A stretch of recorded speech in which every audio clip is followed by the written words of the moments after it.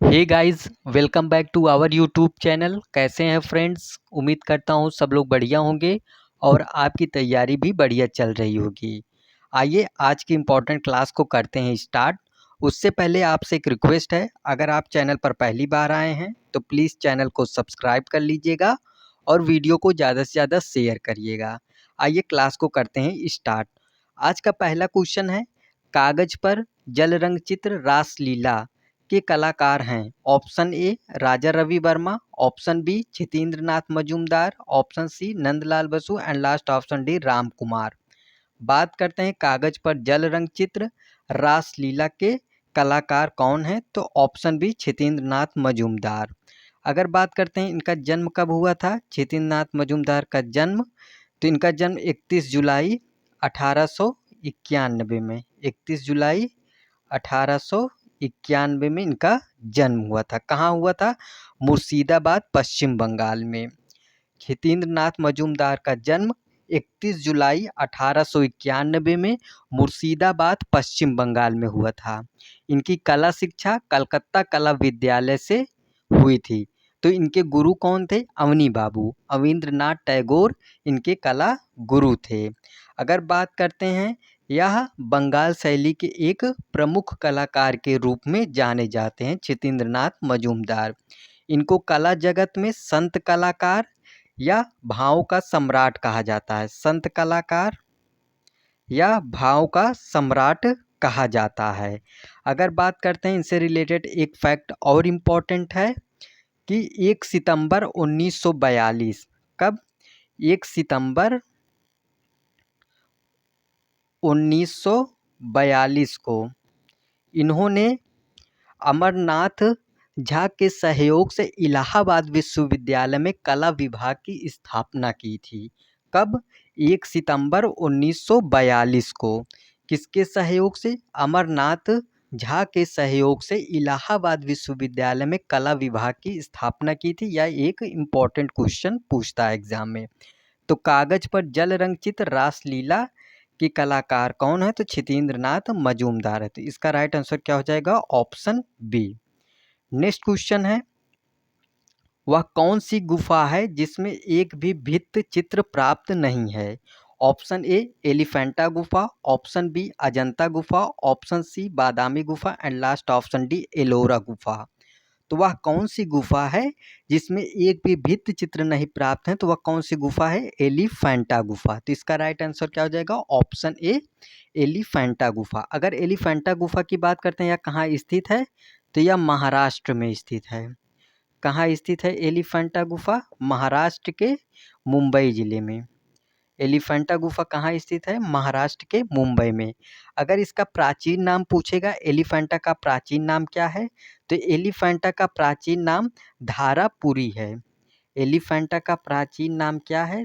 धारापुरी। अगर बात करते हैं एलिफेंटा की खोज किसने किया था, तो पुर्तगालियों ने इसकी खोज किया था। इसमें 7 गुफा प्राप्त हैं जो शैव धर्म से संबंधित है। एलिफेंटा की गुफा पुर्तगालियों ने किया था। इसमें कितनी गुफाएं प्राप्त हैं, तो 7 गुफा प्राप्त हैं जो शैव धर्म से संबंधित है। नेक्स्ट पूछेगा इसमें कौन सी मूर्ति है, तो एलिफेंटा गुफा में एक प्रसिद्ध मूर्ति है त्रिमूर्ति। त्रिमूर्ति के लिए एलिफेंटा गुफा बहुत ही प्रसिद्ध है। मूर्ति, यह एक प्रसिद्ध मूर्ति एलिफेंटा गुफा में प्राप्त है। दूसरा, शिव पार्वती विवाह से एक मूर्ति प्राप्त है। अर्धनारीश्वर मूर्ति एलिफेंटा गुफा से प्राप्त है। शिव तांडव की मूर्ति आदि एलिफेंटा से गुफा से प्राप्त है। तो वह कौन सी गुफा है जिसमें एक भी भित्ति चित्र प्राप्त नहीं है, तो वह कौन सी गुफा है? एलिफेंटा गुफा। इसका राइट आंसर क्या हो जाएगा? ऑप्शन ए एलिफेंटा गुफा। एलिफेंटा गुफा कहाँ स्थित है, तो महाराष्ट्र के मुंबई जिले में स्थित है। इसका प्राचीन नाम धारापुरी था। इसका खोज पुर्तगालियों ने किया था, जिसमें 7 गुफाएं प्राप्त हैं जो शैव धर्म से संबंधित है। नेक्स्ट क्वेश्चन है, किस शैली को बूंदी शैली का प्रतिछाया कहा जा सकता है? ऑप्शन ए कोटा शैली, ऑप्शन बी नागौर शैली, ऑप्शन सी जोधपुर शैली and last option D Kishangarh शैली। तो वह कौन सी शैली है जो बूंदी शैली का प्रतिछाया कहा जा सकता है? तो वह कौन सी है? कोटा शैली। इसका राइट आंसर क्या हो जाएगा? ऑप्शन ए। अगर बात करते हैं कोटा का, तो कोटा एक हड़ौती की उपशैली है। किसकी उपशैली है? हड़ौती शैली की उपशैली है कोटा। हड़ौती शैली की उपशैली है कोटा। इसमें विशेषता क्या है? तो नारी सौंदर्य को व्यक्त किया गया है कोटा शैली में। कोटा शैली में ध्यान रखिएगा, नारी सौंदर्य को व्यक्त किया गया है। दूसरी बात, नारी को अंगड़ाई लेते हुए, कहीं दर्पण देखते हुए या पेड़ की टहनी पकड़े हुए इसमें चित्रित किया गया है कोटा शैली में। कोटा शैली में नारी सौंदर्य को व्यक्त किया गया है, जैसे नारी को अंगड़ाई लेते हुए, दर्पण देखते हुए या पेड़ की टहनी पकड़े हुए इसमें चित्रित किया है। इसमें प्रमुख चित्रकार जैसे हैं लच्छीराम। लच्छीराम एक कोटा शैली के प्रमुख चित्रकार हैं, लच्छीराम। अगर बात करते हैं डालू हो गए, रघुनाथ हो गए, ये सब कोटा शैली के प्रमुख चित्रकारों में गिने जाते हैं। तो बात करते हैं किस शैली को बूंदी शैली का प्रतिछाया कहा जा सकता है, तो वह कौन सी शैली है? तो कोटा शैली है। इसका राइट आंसर क्या हो जाएगा? ऑप्शन ए, कोटा शैली। नेक्स्ट क्वेश्चन है, तारीख ए यामिनी के लेखक हैं। Option A Firdausi, option B Baihaqi, option C Alberuni and last option D Utbi. तो बात करते हैं तारीख ए यामिनी के लेखक कौन है? वह उतबी हैं। इसका राइट आंसर क्या हो जाएगा? Option D. अगर बात किया जाए फिरदौसी, इनकी एक प्रमुख पुस्तक है शाहनामा। कौन सी है? शाहनामा। फिरदौसी की एक प्रमुख पुस्तक है शाहनामा, जिसमें क्या है? ईरान का इतिहास है। शाहनामा में ईरान का इतिहास का वर्णन किया गया है, जो प्रमुख पुस्तक है फिरदौसी की। अगर बात करते हैं वैहाकी, इनकी एक प्रमुख पुस्तक है तारीख ए सुबुक्तगीन। तारीख ए सुबुक्तगीन इनकी प्रमुख पुस्तक है वैहाकी की तारीख ए सुबुक्तगीन। अगर बात करते हैं अलबरूनी, इनकी प्रमुख पुस्तक है तहकीक ए हिंद, या इसे ही बोला जाता है किताब उल हिंद के नाम से जाना जाता है। और तारीख ए यामिनी किसकी है? उतबी की। फिर से एक बार ध्यान से सुन लीजिएगा, तारीख ए यामिनी के लेखक कौन हैं? तो उतबी हैं। तारीख ए यामिनी उतबी की प्रमुख रचना है। अगर बात करते हैं फिरदौसी, इनकी प्रमुख पुस्तक है शाहनामा, जिसमें ईरान का इतिहास का वर्णन किया गया है। दूसरा है वैहाकी, इन्होंने कौन सी पुस्तक लिखी है? तो तारीख ए सुबुक्तगीन। तारीख ए सुबुक्तगीन किसकी है? वैहाकी की। अगर बात करते हैं तहकीक ए हिंद या किताब उल हिंद किसकी पुस्तक है? तो वह है अलबरूनी की। तो इसका राइट आंसर क्या हो जाएगा? उतबी। नेक्स्ट क्वेश्चन है, किस काल में आंतरिक एवं बाहरी सज्जा एक साथ करने का विचार किया गया? ऑप्शन ए आधुनिक काल, ऑप्शन बी गोथिक काल, ऑप्शन सी रोमन काल एंड लास्ट ऑप्शन डी इनमें से कोई नहीं। तो इसमें पूछ रहा है किस काल में आंतरिक एवं बाहरी सज्जा एक साथ करने का विचार किया गया? वह कौन सा काल है? गोथिक काल। तो इसका राइट आंसर क्या हो जाएगा? ऑप्शन बी गोथिक काल। इसमें आंतरिक एवं बाहरी सज्जा करने का एक साथ विचार किया गया था। नेक्स्ट क्वेश्चन देखते हैं, चितेरे चितेरों की ओवरी नाम से कला विधि स्थापित करने का श्रेय जाता है। तो चितेरों की ओवरी नाम से कला विधि का स्थापित करने का श्रेय किसे जाता है? Option A Amar Singh, option B Kripal Pal, option C Medini Pal and last option D Jagat Singh. तो इसमें कौन से शासक हैं? तो जगत सिंह। इसका राइट आंसर क्या हो जाएगा? Option D Jagat Singh. Next question है, अरहर का पौधा किस चित्रकार का चित्र है? Option A Nandlal Bose, option B Amrita Shergill, option C Yamini Ranjan Roy and last option D Rabindranath Tagore. तो अरहर का पौधा किस चित्रकार का प्रसिद्ध चित्र है? तो वह है नंदलाल बोस का। किसका है? नंदलाल बोस का। इसका राइट आंसर क्या हो जाएगा? ऑप्शन ए। अगर नंदलाल बोस के जन्म की बात किया जाए, इनका जन्म कब हुआ था? 3 सितंबर 1882। 3 सितंबर 1882। किसी किसी पुस्तक में 3 दिसंबर 1883 दिया गया है, किसी पुस्तक में 3 सितंबर 1882 दिया गया है। आप दोनों डेट याद रखेंगे, 3 सितंबर 1882 एवं 3 दिसंबर 1883 भी। कहाँ हुआ था? मुंगेर के खड़गपुर बिहार में। नंदलाल बोस का जन्म कहाँ हुआ था? तो 3 सितंबर 1882 मुंगेर के खड़गपुर बिहार में हुआ था। इनकी शिक्षा की बात करते हैं, इनकी शिक्षा कहाँ हुई थी? तो कलकत्ता स्कूल ऑफ आर्ट से इन्होंने कला की शिक्षा प्राप्त किया था। अगर बात करते हैं नंदलाल बसु, इन्हें मास्टर मोसाय के नाम से जाना जाता है। मास्टर मोसाय के नाम से यह एक फेमस कलाकार हैं। अगर बात करते हैं नंदलाल बसु, ये पहले भारतीय चित्रकार हैं जिनकी कलाकृतियों पर सर्वप्रथम रंगीन वृत्त चित्र यानी डॉक्यूमेंट्री तैयार किया गया था। किसके? नंदलाल बसु के।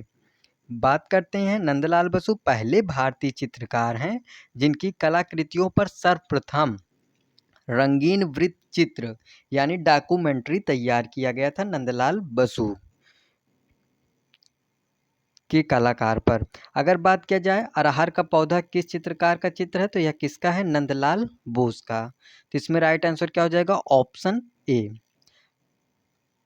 अधिकांश प्रागैतिहासिक चित्र कहाँ मिलते हैं? ऑप्शन ए मंदिरों में, ऑप्शन बी महलों में, ऑप्शन सी गुफाओं में एंड लास्ट ऑप्शन डी विहारों में। तो अधिकांश प्रागैतिहासिक चित्र कहाँ मिलते हैं? तो वह मिलते हैं गुफाओं में। इसका राइट आंसर क्या हो जाएगा? ऑप्शन सी गुफा। नेक्स्ट है औजारों से खींची गई रेखा होती हैं। ऑप्शन ए लचीली, ऑप्शन बी कोमल, ऑप्शन सी कठोर एंड लास्ट ऑप्शन डी इनमें से कोई नहीं। तो औजारों से खींची गई रेखा कैसी होती हैं? कठोर होती हैं। इसका राइट आंसर क्या हो जाएगा? ऑप्शन सी कठोर। नेक्स्ट क्वेश्चन है धरातल की बुनावट को कहते हैं। ऑप्शन ए रंग, ऑप्शन बी पोत, ऑप्शन सी संतुलन एंड लास्ट ऑप्शन डी अंतराल। तो धरातल की बुनावट को क्या कहते हैं? उसे पोत कहा जाता है।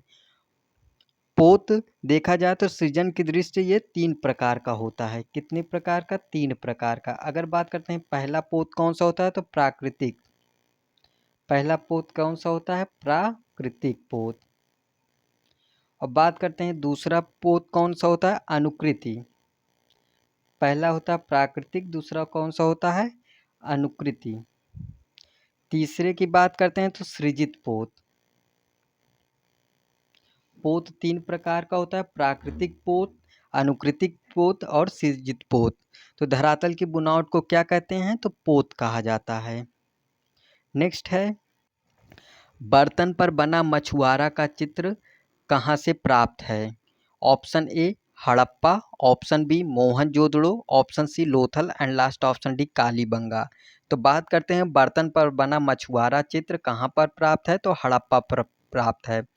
इसका राइट आंसर क्या हो जाएगा? Option A Harappa. अब आप कमेंट बॉक्स में ज़रूर बताइएगा कि हड़प्पा की खोज कब हुई थी और किसने किया था। नेक्स्ट क्वेश्चन है चित्रकार परमानंद चोयल किस राज्य से संबंधित हैं? Option A Rajasthan, option B Madhya Pradesh, option C Uttar Pradesh and last option D Bihar. तो बात करते हैं परमानंद चोयल की, तो यह किस राज्य से संबंधित है? तो राजस्थान। इसका राइट आंसर क्या हो जाएगा? Option A Rajasthan. अगर इनके जन्म की बात किया जाए, इनका जन्म कब हुआ था? 1924 में। परमानंद चोयल का जन्म कब हुआ था? 1924 में। कहाँ हुआ था? राजस्थान कोटा में। राजस्थान के कोटा में परमानंद चोयल का जन्म 1924 में राजस्थान कोटा में इनका जन्म हुआ था। अगर बात किया जाए परमानंद चोयल या भैंसों के कलाकार के रूप में प्रसिद्ध थे। कैसे कलाकार थे? भैंसों के कलाकार के रूप में ये प्रसिद्ध हुए थे परमानंद चोयल। भैंसों के कलाकार के रूप में प्रसिद्ध हुए थे। इन्होंने भैंसों पर बनाई चित्र श्रृंखला को अंतर्राष्ट्रीय स्तर पर पहुंचा दिया था। अंतर्राष्ट्रीय स्तर पर इन्होंने एक मतलब कि सम्मान अर्जित किया था भैंसों के चित्र श्रृंखला के ऊपर। और इसी के बदौलत इन्होंने 1960 में भैंसों के चित्रण के लिए ललित कला अकादमी का पुरस्कार भी जीता था। यानी इनको मिला था 1960 में ललित कला अकादमी का पुरस्कार। किसके ऊपर? भैंसों के चित्र श्रृंखला के ऊपर। तो चित्रकार परमानंद चोयल किस राज्य से संबंधित है? तो राजस्थान राज्य से संबंधित हैं। ये कहाँ से संबंधित है? राजस्थान से। इनका जन्म कब हुआ था? तो 1924 में। कहाँ हुआ था? राजस्थान के कोटा में। या किस रूप में जाने जाते हैं? तो यह एक भैंसों के चितेरे के रूप में जाने जाते हैं। इन्होंने भैंसों पर बनाई चित्र श्रृंखला को अंतर्राष्ट्रीय स्तर पर पहुँच दिया था। और उसी के उपलक्ष्य में इन्होंने 1960 में भैंसों के चित्रण के लिए ललित कला अकादमी पुरस्कार भी इनको प्रदान किया गया था। तो इसका राइट आंसर क्या हो जाएगा? Option A Rajasthan. Next question है सोनी महिवाल। सोनी महिवाल नामक चित्र सबसे पहले किसने बनाया था? Option A Molaram, option B Nainsukh, option C Parkhu and last option D Bhagwan. तो बात करते हैं सोनी महिवाल नामक चित्र सबसे पहले किसने बनाया था? तो वह नैनसुख ने बनाया था। किसने बनाया था इसको? नैनसुख ने। इसका राइट आंसर क्या हो जाएगा? Option B Nainsukh. Next question है शेख फूल सूफी संत किसने चित्रित किया था? Option A Mohammad Nadir, option B Bishan Das, option C Abul Hasan and last option D Mansur. तो इसमें बात करते हैं शेख फूल सूफी संत को किसने चित्रित किया था? तो यह किया था बिशन दास ने। अगर बिशन दास की बात करते हैं तो यह एक जहांगीर काल का श्रेष्ठ कलाकार था। किसके काल का? जहांगीर के काल का। बिशन दास जहांगीर के काल के एक श्रेष्ठ छवि कलाकार थे। ये छवि चित्रण में माहिर थे। इन्होंने नूरजहां का सभी वाला चित्र बनाया था जो श्रेष्ठ माना जाता है। नूरजहां का सभी वाला चित्र इनका एक श्रेष्ठ चित्र में गिना जाता है बिशन दास का। इन्होंने शेख फूल सूफी संत का चित्रण किया था जो कहाँ स्थित है? भारत कला भवन वाराणसी में वह चित्र संग्रहित है। कहाँ? भारत कला भवन वाराणसी में। तो शेख फूल सूफी संत को किसने चित्रित किया था? बिशन दास ने चित्रित किया था। बिशन दास जहांगीर काल के श्रेष्ठ कलाकार थे और बिशन दास ने ही नूरजहां का सभी वाला चित्र बनाया था जो श्रेष्ठ चित्रों में गिना जाता है। और शेख फूल सूफी संत का इन्होंने चित्रण किया था जो भारत कला भवन वाराणसी में संग्रहित है। तो इसका राइट आंसर क्या हो जाएगा? ऑप्शन बी बिशन दास। नेक्स्ट क्वेश्चन है कृष्ण हौला जी आरा के दत्तक पुत्री का नाम था? Option A Rukhsana Pathan, option B Zarina Bano, option C Chand Bibi and last option D Afsana Bano. तो बात करते हैं कृष्ण हौला जी आरा वैसे तो अविवाहित थे। इनके दत्तक पुत्री का नाम क्या था? तो रुखसाना पठान था। क्या था? रुखसाना पठान। इसका राइट आंसर क्या हो जाएगा? Option A Rukhsana Pathan. अगर बात करते हैं इनका जन्म कब हुआ था? 14 अप्रैल 1914 को। अगर बात करते हैं कृष्ण हौला जी आरा या इन्हीं को कहा जाता है KH आरा, इनका जन्म कब हुआ था? 14 अप्रैल 1914। कहाँ हुआ था? बोलाराम सिकंदराबाद में। बोलाराम सिकंदराबाद में इनका जन्म हुआ था। यह पैक ग्रुप के कलाकार हैं। कृष्ण हौला जी आरा पैक ग्रुप के कलाकार हैं। पैक ग्रुप में इन्होंने जनसंपर्क अधिकारी के रूप में कार्य किया था। या अविवाहित थे। कृष्ण हौला जी आरा अविवाहित थे। इनके पुत्री का नाम रुखसाना पठान था। इनका उपनाम क्या था? किशन था। कृष्ण हौला जी आरा का उपनाम क्या था? किशन था। 3 वर्ष की आयु में किशन की माता की मृत्यु हो जाती है। कितने वर्ष की आयु में? 3 वर्ष की आयु में किशन की माता की मृत्यु हो जाती है। इनका पालन पोषण कहाँ होता है? नानी के घर होता है। इनका पालन पोषण कहाँ होता है? नानी के घर होता है। अगर इनके प्रमुख चित्र की बात किया जाए तो हरा सेब एक प्रमुख चित्र है इनका। हरा सेब।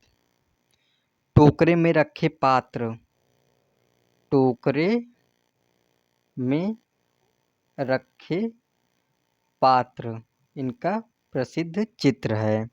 चक्की पीसने वाली आदि इनका प्रमुख चित्र है। तो कृष्ण हौला जी आरा के दत्तक पुत्री का नाम क्या था? तो रुखसाना पठान था। तो इसका राइट आंसर क्या हो जाएगा? Option A Rukhsana Pathan.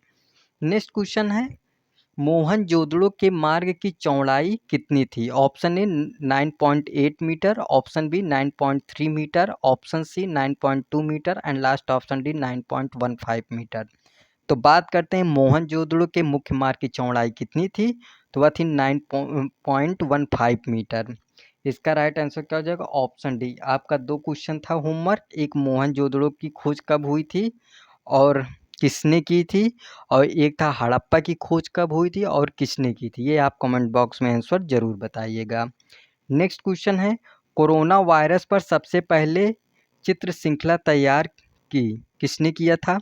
Option A Mastan Singh, option B Malkhan Singh, option C Sukhwinder Singh and last option D Ram Gopal Singh.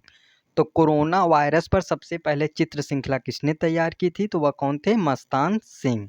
इसका राइट आंसर क्या हो जाएगा? Option A Mastan Singh. Next question है, युग पुरुष के नाम से किस कलाकार को जाना जाता है? Option A Vikas Bhattacharya, option B Raj Kapoor Chitera, option C Shridhar Mahapatra and last option D Awadhesh Mishra. तो युग पुरुष के नाम से किसे जाना जाता है? तो वह कौन कलाकार हैं? श्रीधर महापात्र। इनका राइट आंसर क्या हो जाएगा? Option C Shridhar Mahapatra. अगर इनके जन्म की बात करते हैं तो श्रीधर महापात्र जी का जन्म कब हुआ था? तो 1912 में हुआ था। कब हुआ था? 1912 में। कहाँ हुआ था? पुरी। कहाँ हुआ था? पुरी। ये कहाँ पड़ता है? उड़ीसा में। पुरी उड़ीसा में इनका जन्म हुआ था। अगर बात करते हैं इनका कार्य क्षेत्र कहाँ से था? लखनऊ।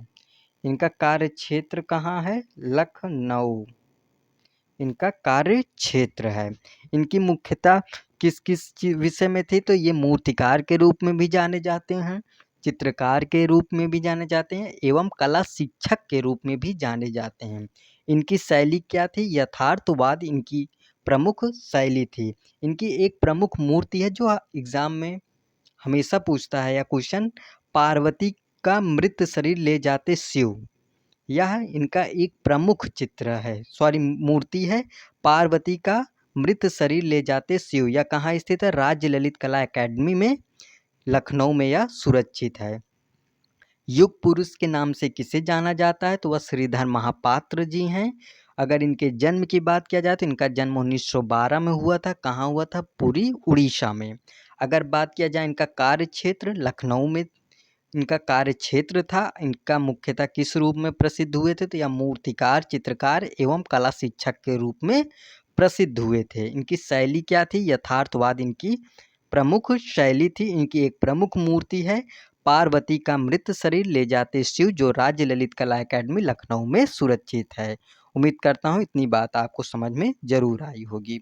नेक्स्ट क्वेश्चन है, मधुबनी चित्रों में किस प्रकार के रंगों का प्रयोग किया जाता है? ऑप्शन ए रासायनिक रंग, ऑप्शन बी प्राकृतिक रंग, ऑप्शन सी जल रंग एंड लास्ट ऑप्शन डी इंद्रधनुष रंग। तो मधुबनी एक लोक कला है, उसमें किस रंगों का प्रयोग किया जाता है? प्राकृतिक रंग का।